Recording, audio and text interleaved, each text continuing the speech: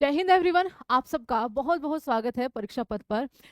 देखिए, भारत इस युद्ध में, या फिर जिसको युद्ध नाम नहीं दिया गया, इस कॉन्फ्लिक्ट में, यानी कि ऑपरेशन सिंदूर में डे वन से, जब 7 मई को ऑपरेशन सिंदूर लॉन्च किया गया था, पाकिस्तान के टेरर ठिकानों को निशाना बनाकर उनको तबाह किया गया था, तब से ही भारत की जो रणनीति रही है, इसमें ऑल आउट की रणनीति रही है। ठीक है, कि हमें टेरर ठिकानों को तबाह करना है।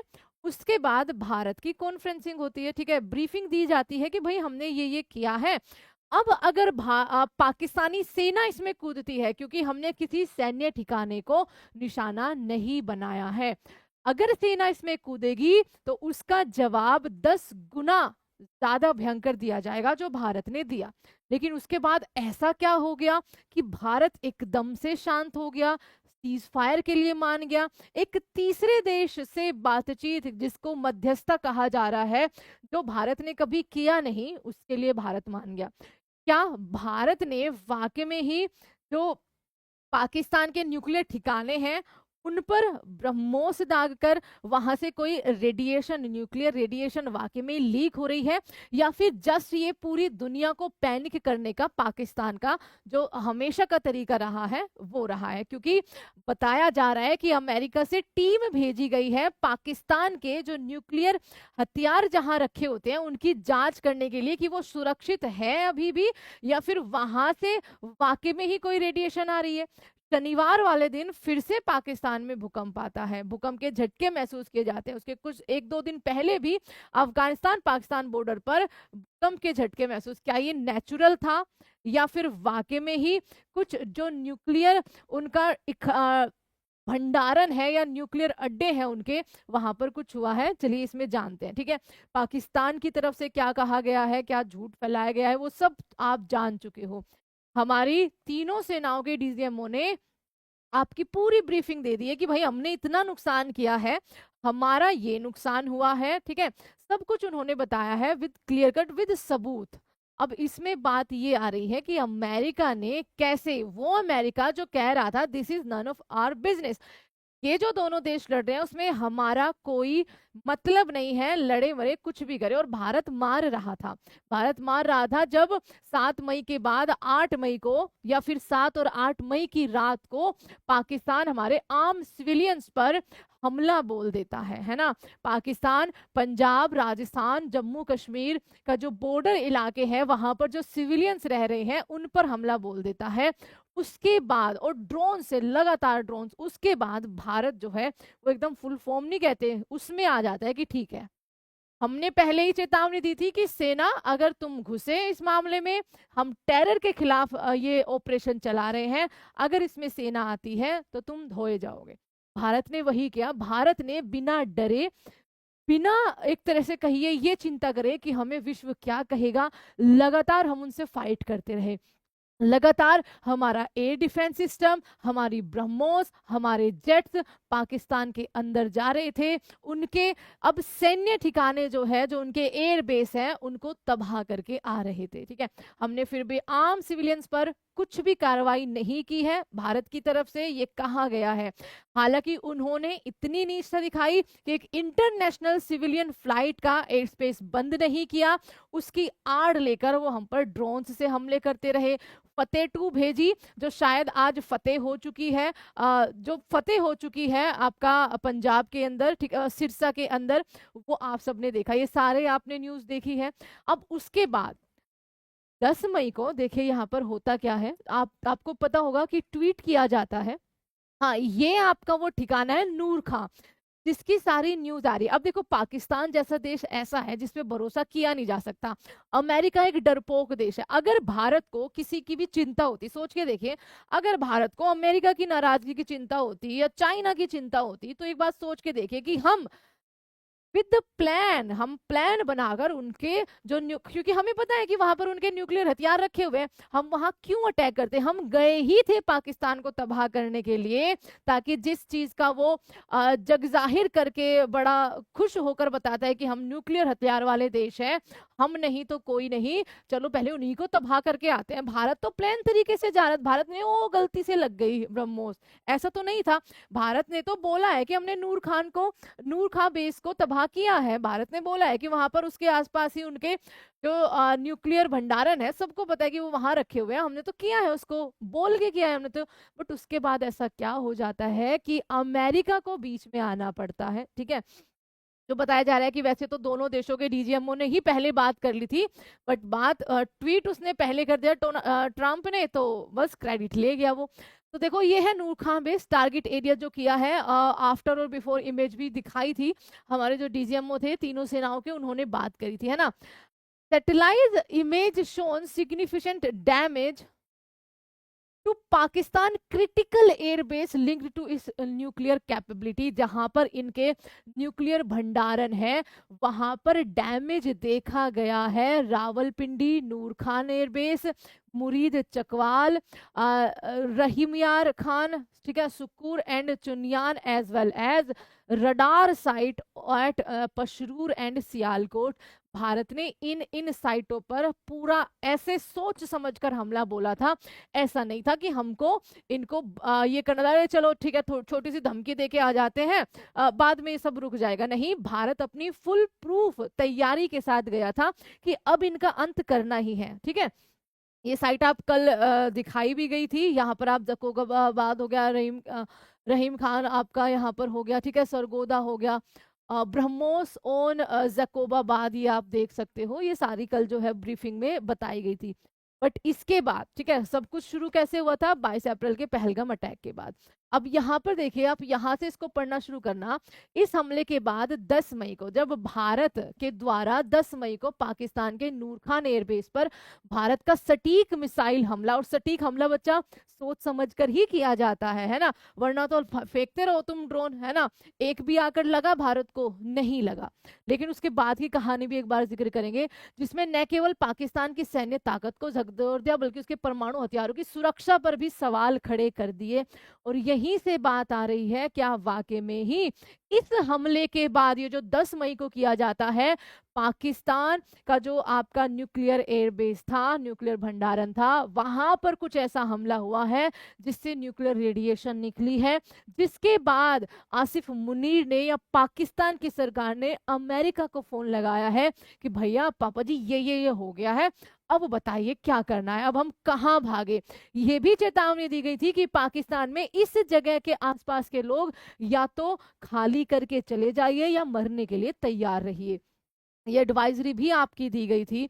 अब इसके बाद ही बताया जा रहा है कि ट्रंप के पास फोन गया है या अमेरिका के पास फोन गया है, और उसके बाद अमेरिका से फोन भारत को आया है मार्को रूबियो का कि भैया ये जो करके आए हो आप, इसके बाद तो पाकिस्तान खत्म हो जाएगा, इसके बाद तो जो हमारा एजेंडा है शायद चाइना को काउंटर करने का, शायद भारत को उभरने न देने का, वो खत्म हो जाएगा। तो आप रुक जाइए। अब देखिए, पाकिस्तान की वो दुहाई कि हम न्यूक्लियर स्टेट है, वो खत्म हो जाती अगर कुछ घंटे और मिल जाते भारत को, है ना, वो खत्म हो चुका था। लेकिन क्या यहीं से ये सारी चीज जो है वो पलटी है?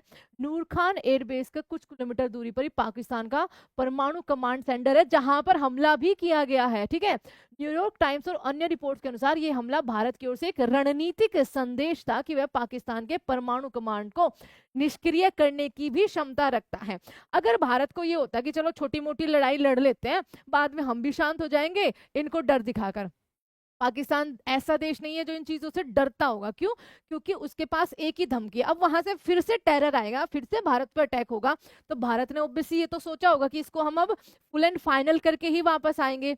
लेकिन समहाउ कहीं ना कहीं दबाव के कारण, और ये एक नैतिक जिम्मेदारी भी है बच्चा, इस बात को समझिए कि अगर ऐसा हुआ है, उनके परमाणु ठिकानों पे जो वहां पर परमाणु हथियार है उनकी सुरक्षा को लेकर अगर ये बात आ रही है कि रेडिएशन अगर गई है, जो कि पाकिस्तान ने डिनाई कर दिया कि भाई कोई रेडिएशन नहीं है, उसने तो डिनाई कर दिया, बट अमेरिका से टीम आई है, वो जांच करने के लिए ही आई है, ये भी आपका बोला गया है।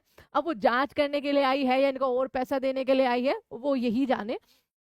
बट ये आपका हो सकता है कि इसके बाद भारत शांत हुआ हो एक नैतिक जिम्मेदारी से, ठीक है, कि ठीक है हम ऐसा देश नहीं है जो एक पाकिस्तान जैसे बदतमीज देश के लिए, ठीक है, आम जनता को, आम सिविलियंस को कोई भी हानि पहुंचाए।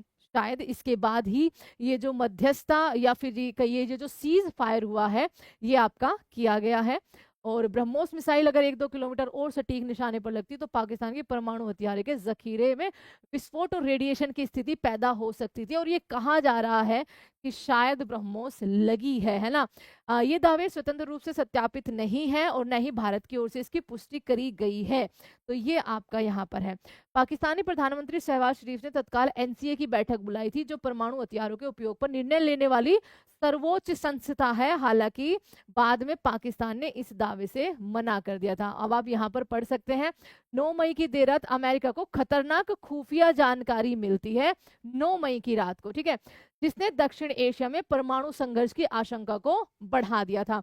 पाकिस्तान कहता आया है हमेशा से ही, अभी जस्ट बोला है वो ख्वाजा जो तमाओ सीक्रेट एजेंट है भारत का, वो उसने बोला है अभी कि भाई अगर हमारी एग्जिस्टेंस पर खतरा आता है तो दुनिया की एग्जिस्टेंस पर खतरा आता है, हम नहीं तो कोई नहीं, ठीक है। तो ये इस तरीके का मुल्क है। तो अमेरिकी उपराष्ट्रपति जेडी वेंस ने पहले ही कहा था कि इससे हमारा कोई लेना देना है नहीं, लेकिन उसके बाद तुरंत प्रधानमंत्री नरेंद्र मोदी जी से फोन पर बात कर तनाव कम करने के लिए सीज फायर की पहल जो है वो की गई थी। तो ये सारी चीजें आपको यहाँ पर जाननी जरूरी है। अब देखिए इसको जो है वो डिनाई किया गया है पाकिस्तान की तरफ से कि कोई रेडिएशन वगैरह बाहर नहीं गई है। पाकिस्तान पर हम यकीन कर नहीं सकते हैं, अमेरिका पे हम यकीन कर नहीं सकते हैं। अब देखिए ये तो हमारी भारतीय सेना को ही पता है कि वो क्या कमाल करके आए हैं, ठीक है। एंड यस, अगर मे बी ये वाला रीजन या ये वाला डर कि मानवता पर अब बात आ रही है, एशिया में न्यूक्लियर परमाणु हथियार की अब उठाने की बात आ रही है, तो इसी की वजह से भारत शांत हुआ है शायद, ठीक है, यही रीजन बताया जा रहा है। क्योंकि उसके बाद 10 मई के बाद भी आपको पता है न्यूज चैनल्स लगातार दिखाते जा रहे थे कि भाई फिर से सीज फायर के बाद फिर से हमला कर दिया है, लेकिन अचानक से सारे ही न्यूज चैनल जो इतना इतना ज्यादा अग्रेसिव, मतलब भारतीय सेना से ज्यादा अग्रेसिव जो है वो हमारे न्यूज चैनल थे, उन्होंने इन खबरों को दिखाना बंद कर दिया। लगातार वो दिखाते रहे कि अब सीज फायर हो चुका है। उसके बाद आपको पता है विक्रम मिश्री जी ने भी आकर बोला था कि भाई सीज फायर का उल्लंघन हो रहा है, बट इस पर अभी बातचीत जो है वो चल रही है। तो आपके हिसाब से देखो आप बहुत ज्यादा नाराज हो कि सीज फायर नहीं करना चाहिए था, ऑल आउट कर देना चाहिए था, लेकिन भारत जैसा देश जो मानवता को पहले रखता है हर एक किसी चीज से, आप मुझे बताएगा कि आपके हिसाब से अगर ये हुआ है, अगर रेडिएशन या फिर ब्रह्मोस ने वाकई में ही उनके जो परमाणु भंडारण है वहीं पे एकदम टारगेट किया है, जो नूर खां से थोड़ी ही दूर पे थे, अगर वहां पे नुकसान पहुंचा है, तो क्या उस टाइम पर भारत का रुकना सही था, एक सही निर्णय लिया गया है, या फिर क्योंकि आप सब लोग 1971 वॉर की बात करते हैं, अरे इंदिरा गांधी जी होती तो बच्चा उस टाइम पर दोनों ही देशों में परमाणु हथियार नहीं थे, ये आपको समझना होगा, ठीक है। और दूसरा यहाँ पर आप 1999 कारगिल वॉर की बात कर रहे हो, वो भी एक रीजन आप बता रहे हो कि उस टाइम पे भी था, अटल बिहारी वाजपेयी जी भी तो इतने, उस टाइम पर एक पर्टिकुलर क्षेत्र की बात हो रही थी, ठीक है। ये भी आपको थोड़ा सा समझना होगा। तो लेट्स सी, और उस टाइम पे पाकिस्तान ने पहले क्या किया था, हमारे यहाँ पर कब्जा किया था, ठीक है। और इस बार पहलगाम हमले के बाद हमने उठाया था समहाउ कि हम जाकर उनको धोके आएंगे, एक एक चीज को उनकी तबाह करेंगे। तब ये नहीं था कि हमने कोई उनके परमाणु हथियारों पर टारगेट किया था इसके बाद वो बौखलाए थे, नहीं, इस बार हमने उनके परमाणु हथियार जहां उनके भंडारण रखे होते हैं, नूर खान बेस जो सबसे इंपॉर्टेंट माना जाता है, वहां पर जाकर ब्रह्मोस, उनके अंदर जाकर ब्रह्मोस को क्या किया था, ब्रह्मोस ने उनको तबाह किया था। तो इस बार स्थिति ये वाली स्थिति अलग है। तो आप बताइएगा, क्योंकि हमारी सेना में जितनी ताकत है वो तो वो दिखा चुकी है ना। तो इसमें ऑब्वियस सी बात है, भारत की कहीं से भी हार नहीं हुई है। हालांकि ये है कि कुछ टाइम के लिए पाकिस्तान और थोड़ा जिंदा रह लेगा, बस ये। उसका अगला हमला, किसी भी तरीके का टेरर अटैक या सैन्य हमला, वो उसका आखिरी दिन साबित होगा, ये भी भारत ने कहा है।